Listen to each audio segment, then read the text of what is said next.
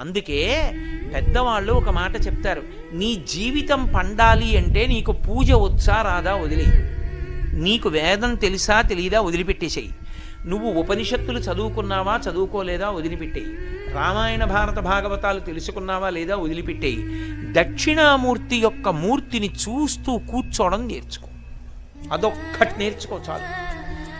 ఏమక్కర్లేదు, ఇంకా దక్షిణామూర్తిని పెట్టుకుని రోజు కాసేపు ఆయన్ని చూస్తే చాలు. మీకు నేను ఇంకా విచిత్రమైన విషయం చెప్పనా, చంటి పిల్లలు కొంచెం కొంచెం పెరిగి పెద్దవాళ్ళు అవుతున్నప్పుడు ఇంట్లో అందమైన దక్షిణామూర్తి విగ్రహం ఉండి, విగ్రహం అంటే ఫోటో కనీసం ఉండి, పిల్లలు కాసేపు దాని వంక చూడడం అలవాటైతే మీరు చూడండి, నేను యథార్థం చెప్తున్న, పెద్దలు నిర్ణయం చేసింది, వాళ్ళు కళ్ళు తిప్పి ఆడుకుంటూ ఆడుకుంటూ పాకడం కూర్చోవడం వచ్చినప్పుడు చూసినప్పుడు వాళ్ళు నిశ్చలంగా కాసేపు ఇలా దక్షిణామూర్తి వంకే చూస్తారు.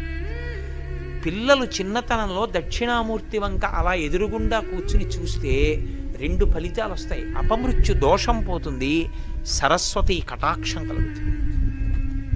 అందుకే అసలు ఇంట దక్షిణామూర్తి ఫోటో లేని ఇల్లు ఉండరాదు.